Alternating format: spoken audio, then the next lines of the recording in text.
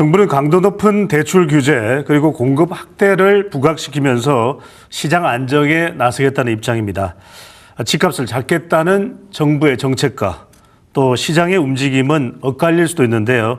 지금 집을 사야 할까? 전세 대출은 가능할까? 또 월세는 어떻게 될까? 많은 궁금증들이 있습니다. 부동산 관련된 전문가시죠. 서울디지털대학교 한문도 교수님과 함께 이야기 나눠보겠습니다. 교수님 어서 오십시오. 네, 안녕하세요. 네, 어제도 부동산 대책 토론회가 나왔고 이제 네. 마침 타이밍 좋게 좀 나와주셔서 감사합니다. 네. 사실 요즘에 금융당국이 좀 가계대출 총량을 하도 옥죄다 보니까 내 집 마련 잔금 대출까지 막혔다라는 민심이 좀 들끓었었는데 어제 정책 토론회에서 대통령이 사연을 또 듣고 보완책을 지시를 또 하긴 했습니다. 국민들 입장에서 정말 답답함이 좀 풀렸다라는 느낌이었을까요? 아니면은 정말 속 시원한 해법은 안 풀어주네 이런 느낌이었을까요? 저도 이제 끝나고 나서 여러 뭐 댓글이나 네.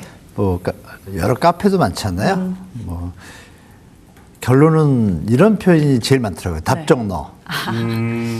그러니까 정부 관계자분들 얘기는 없었고 네. 대통령이 주로 얘기를 하셨잖아요. 맞아요. 근데 이제 말씀 중에 보면 발표하신 예. 발제자분들 얘기에 대해서도 지적하고 질문하시고 그리고 또 토론자들이 던진 질문들에 대해서 네. 그거를 받아들여서 발전시키거나 이걸 뭐 이렇게 반영하겠다 이런 스탠스가 아니고 이미 대통령은 어느 정도 얼개가 잡히신 것 같고 네. 던진 거에 대해서 좀 아닌 것 같으면 바로 반박을 하시는 형태가 좀 조금 노출됐잖아요. 그러다 보니까 답정너가 나온 것 같습니다. 제가 볼 때. 그래서 결론적으로 국민들이 원하는 거는 이제 확실하게 미래에 어떤 얘기하는 거 보면 알잖아요. 엄마 아빠가 얘기하는데 사이좋게 얘기하면 둘이 되게 좋은 거보다 이런 느낌 들고 네. 톤이 다르면 벌써 좀 피하게 되잖아요. 그런 걸 볼 때 이제 지금 어제 토론회 결론은 국민들 입장에서 시원한 뭐가 메시지가 없던 것 같아요. 분위기도 약간 답정너 쇼인가 막 이런 의아심을 갖는 그런 장면들이 몇 개 있다 보니까 제가 볼 때는 국민들 기대감에는 좀 부응하지 못한 것 같습니다. 다만 이제 마지막에 말씀하실 때 네. 전부를 좀 전부 반영은 못하겠지만 좋은 의견이 있으면 그걸 최대한 반영해서 발표하겠다 이렇게 마무리하셨는데 뭐 흐름은 그 정도로 뭐 정리되는 것 같습니다. 네. 한 교수님 근데 이재명 대통령의 계속된 입장을 보면은 사실 이건 중요한 것 같아요. 그러니까 이렇게 가다가는 이건 안 된다. 그러니까 뭐 이제 우리가 당장 눈앞에 닥친 부동산이기 때문에 민감할 수 있는데 이재명 대통령이 일본의 잃어버린 30년처럼 되면 어떡하냐. 이렇게 천정부지로 무슨 서울의 아파트 값이 100억, 150억? 이건 말이 안 된다. 이건 20년, 30년 뒤에는 큰일 날 일이다. 근데 실제 그런 거냐라는 것에 대한 인식을 일반 국민들은 못 할 수 있거든요. 전문가시니까. 피부로 좀 못 느끼죠. 예, 어떻게 보십니까? 일본하고 좀 다른 점이 하나 있습니다. 우리 전세라는 게 있잖아요. 그러니까 이제 집을 많이 갖고 있거나 투자하신 분들 입장에서 무위험 레버리지라고 하죠. 내가 돈을 이자를 내지 않아도 되고 전세를 끼고 사두는 우리가 갭 투자가 성행했잖아요. 예. 그러니까 리스크가 터졌을 때 이게 원래는 부채인데 위험이 없는 부채다 보니까 위험의 정도가 낮잖아요. 그러니까 저는 뭐 예전부터 일본식 그런 뭐 수준에 다다르는 집값 거품이 오더라도 예. 그 일은 터지겠지만 충격은 일본하고는 다르다라고 말씀을 드렸고 네. 다만 오는 건 좋지 않잖아요. 예. 그 얘기를 하셨는데 중요한 건 그 얘기를 하셨으면 거기에 걸맞는 강력한 대책을 좀 해주셔야 되는데 그게 이제 어제는 좀 내용이 좀 제가 볼 때 국민 입장에서는 제가 보기에도 좀 시원한 내용이 없었기 때문에 네. 국민들도 아마 비슷하게 느끼시지 않았을까. 그러니까 앵커님 말씀 주신 30년에 대한 그런 메시지는 전달은 됐지만 다 알고 있던 거고 피부로 와닿지 않고 지금 상황을 보면 거품이 생길 것 같지 않다는 느낌이 있잖아요. 예. 그게 이제 전세라는 중요한 요인이 있고 네. 그러면 전세 대출을 정부가 하지 말았어야죠. 정부가 해놓고 정부가 걱정하는 상황이 된 거거든요. 그러니까 이게 총체적인 좀 난국입니다. 그래서 그렇다고 전세 대출 지금 또 없앨 수도 없잖아요. 예. 지금 자리를 어느 정도 잡았기 때문에 여러 가지 좀 난국이다 보니까 답은 하나죠. 답정너라고 제가 얘기를 했지만 공급이 그냥 무지막지하게 나온다라는 확신, 신호. 근데 그 공급도 우리가 기다릴만 하다. 뭐 강남 지역에 서리풀 지구 있지 않습니까? 예. 여기 2만 세대, 2만 5천 세대 집 지을 수 있는 땅이 지금 확보가 됐거든요. 근데 뭐 우리 MB 때 MB 대통령이 뭐 다른 건 좀 못했지만 예. 부동산 정책은 제가 볼 땐 최고였습니다. 뉴타운 보금자리. 네. 네, 그 5년 동안 서울 집값이 안정됐잖아요. 대출 같은 거 다 풀어주고 해도 거기에 답이 이제 공급이었고 그 분양가였거든요. 예. 근데 그런 부분이 이제 대통령이 일본 얘기를 하셨으면 네. 그걸 막기 위해서 우리는 이걸 가겠다. 왜? 그래야 집값이 더 펌핑이 안 되잖아요. 예. 공급이 가면. 그런 얘기가 연동이 돼야 되는데 그 뉘앙스는 어디 좀 못 느꼈습니다. 예. 좀 한 가지만 아쉽죠. 교수님 궁금해서 여쭤보면 네, 네. 부동산 대토론회 하면서 많은 분들이 뭐 집을 또 매매 거래하는 것도 있지만 일단 뭐 실수요자들 같은 경우에 당장에 서울의 비싼 집값을 감당할 수는 없으니까 네. 전세 대출을 많이 궁금해했거든요. 그렇죠. 하반기에 그래도 대통령이 이런 의견들을 잘 경청하겠다라고 또 했기 때문에 뭐 셧다운 될 걱정은 안 해도 되는 걸까요, 그러면요? 전세 대출, 예. 표현을 이제 하셨는데 그게 예. 이제 저도 개인적으로 물론 지금 이렇게 조금 고착화됐지만 전세 대출이 집값의 어떤 암덩어리 출발이었다고 계속 주장하는 사람이거든요. 근데 이미 지금 고착화가 됐잖아요. 예. 갑자기 없앨 수 없잖아요. 근데 그 부분을 이제 저뿐이 아니라 또 많은 분들이 그러니까 전세 대출을 없애는 게 맞긴 맞는데 지금 이미 타임을 지나버렸잖아요. 그렇다면 방법이 뭐가 있을까요? 줄일 수가 없잖아요, 갑자기. 그러면 4년이란, 예를 들면 4년 정도 시간? 예. 4년 뒤에는 없애겠다. 이것도 너무 급박해요. 그쪽 시장이 막 요동을 치잖아요. 예. 그럼 우리가 생각할 수 있는 게 아예 법 수준으로 전세 대출의 방향을 정하는 걸 넣어놓고 전세 대출을 국가의 발전을 위해서 1년에 한 1,000만 원, 2,000만 원씩만 낮추는 거예요.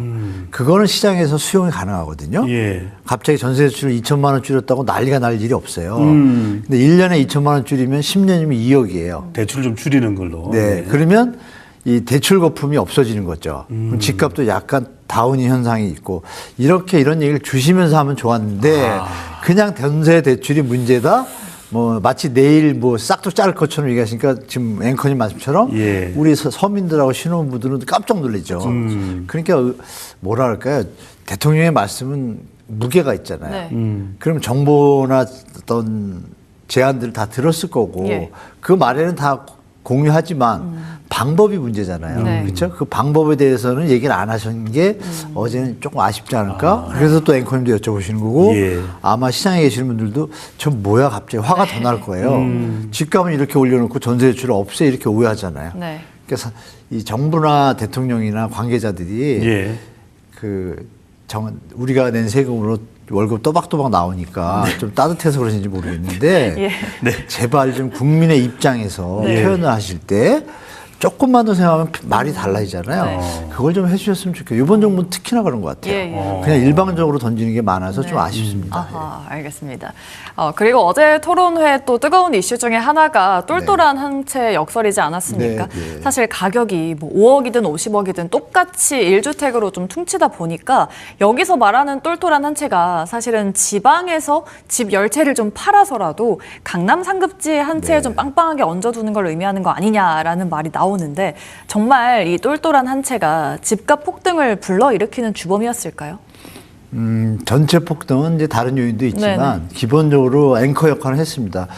이 양도세 중과를 이제 다주택자 좀 징벌적으로 문재인 정부 시절이죠. 그때 이제 몰아붙이다 보니까 지방에 집이 여러 개 있거나 수도권에 집이 여러 개 있으면 세금을 너무 많이 내잖아요. 네. 그러니까 근데 제도를 보니까 1세대 1주택 장기 특별공제가 있단 말이에요. 예.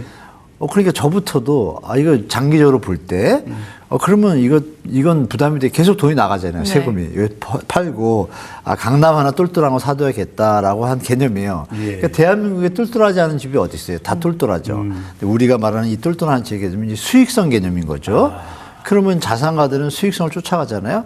근데 이게 이제 약간의 미스매치가 벌어지다 보니까 강남으로 몰리다 보니까 강남이 오르다 보니까 다른 집값들도 우리가 아는 키 맞추기 예. 또 같이 오르고 그러니까 정책의 어떤 뜻은 좋았으나 그게 방향이나 어떤 수단이나 절차나 이런 부분에서 급하게 갔다라는 게 좀 보이지 않습니까? 예. 뜻은 좋아요. 근데 감성에 호소한 것이지 시장에서 벌어질 후폭풍에 대해서 면밀히 검토를 안 하고 나온 정책이라고밖에 판단이 안 되는 거죠.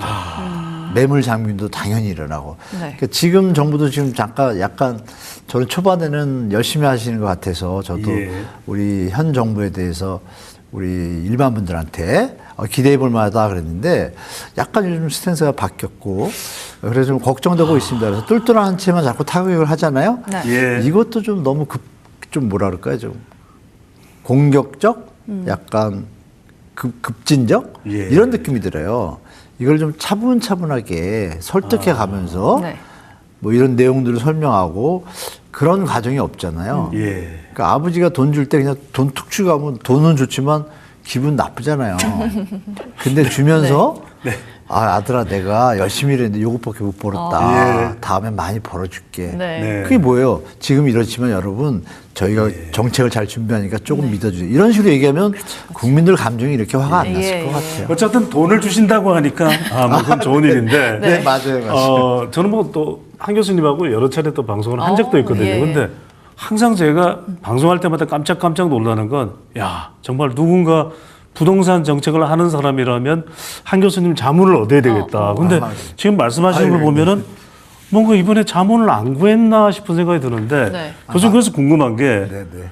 이렇게 고강도를 하면은 규제를 하면은 이 똘똘한 한 채라는 개념이 중요해가지고요. 그러니까 말 그대로 말씀하신 대로 딱 수익성 하니까 바로 와닿거든요. 네, 맞습니다.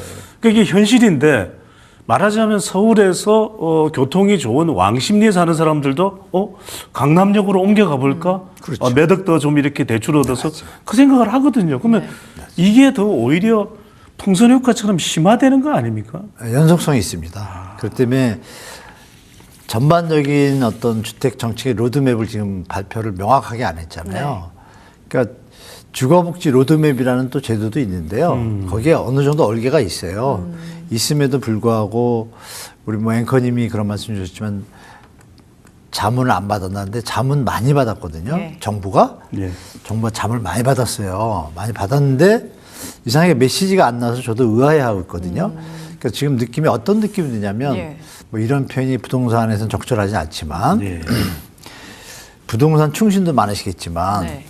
부동산 간신이 계신 거 아닌가 이런 생각이 드는 거예요. 예. 왜냐하면 저도 회의에 가끔 참석을 하는데 좋은 제안들 많이 나왔거든요. 네. 해결책이 되는 예. 것들. 지금 말씀드린 충격을 안 주고 설득하면서 스텝 바이 가는 조안 제안이 많았어요. 예. 근데 그게 수렴이 안 된 게 너무 보이고 그래서 저도 아쉬워했고 몇몇 전문가분들도 요즘 보시면 약간 스탠스를 바꿨습니다. 네.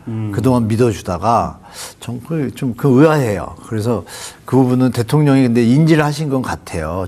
얼마 전에 기억나시죠? 뭐 집 갖고 있는 사람들은 부동산 정책에서 뭐 다주택자 예. 약간 인지는 하셨던 것 같아요. 복사 맞아요. 용지 업무도 맡길 수가 없다. 네. 그러니까 그 느낌은 받으셨던 것 같은데 결정적인 건 뭐냐면 매일 앉아서 부동산을 볼 수가 없잖아요, 대통령이. 그냥 거기까지 해놓고 또 바깥 일 보시고 뭐 국방 보고 이런 사이에 그럼 여기 있는 분들이 잘하셔야 되는데 네. 뭔가 뭐 이렇게 다른 요소가 없지 않고서 이게 진도가 안 나가는 문제가 있잖아요. 예. 그거를 또 어제 토론에서도 얘기하셨어요. 왜 이렇게 행정 속도가 느리냐. 이게 다 연관되잖아요. 그래서 제가 그런 생각을 좀 했습니다.